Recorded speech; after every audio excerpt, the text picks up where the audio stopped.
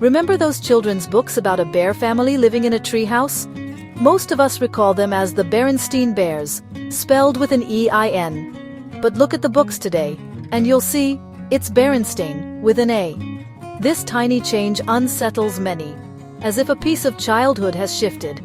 This isn't just a personal mix-up, it's a widespread phenomenon where groups remember the same wrong detail. Our brains aren't perfect recorders, they're storytellers, filling gaps and smoothing over facts. The Berenstain Bears are just one example.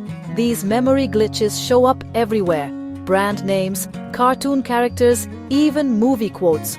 We feel certain about our memories, but reality disagrees. This collective misremembering reveals how flexible and fallible our memories are. Each time we recall something, our minds reconstruct it, sometimes introducing small errors.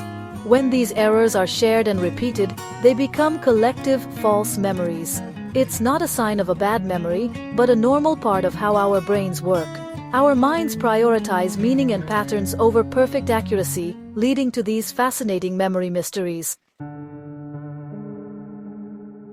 This phenomenon is called the Mandela effect, named after the widespread false memory that Nelson Mandela died in prison in the 1980s. In reality, Mandela was released in 1990 and lived until 2013.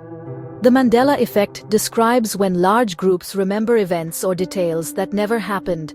Some suggest wild theories like alternate universes, but psychologists say it's about how memory is reconstructed and reinforced socially. When millions share the same false memory, it reveals common shortcuts our brains use. The Mandela effect reminds us that our memories, though vivid, are surprisingly malleable. It opens the door to exploring other examples where our collective memory rewrites the past. The Mandela effect is everywhere in pop culture. Ask people to quote Darth Vader. Most say, "Luke, I am your father." But the real line is, "No, I am your father." In Snow White, we remember "Mirror, mirror on the wall," but it's actually "Magic mirror on the wall." Hannibal Lecter never says, "Hello, Clarice." He says, "Good morning." The Monopoly Man? Many swear he has a monocle, but he never did. Perhaps confused with Mr. Peanut. Fruit of the Looms logo? People recall a cornucopia behind the fruit, but it's never been there.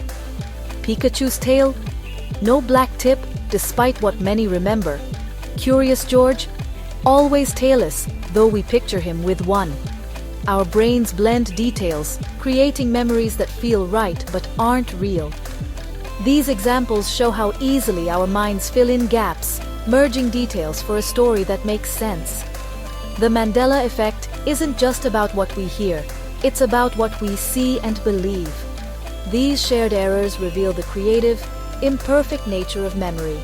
We're all susceptible to these collective misremembrances. Why do we share these false memories? It's not parallel universes, it's how our brains work. Memory isn't a perfect recording. It's reconstructed each time, like editing a Wikipedia page. Schemas, mental frameworks, help us fill in gaps, like adding a monocle to the Monopoly Man. Repetition and social reinforcement make misquotes and false details feel real. When others share our memory, it validates and strengthens it. The Mandela effect is a normal part of being human, not a glitch. Our brains value patterns and stories over perfect recall.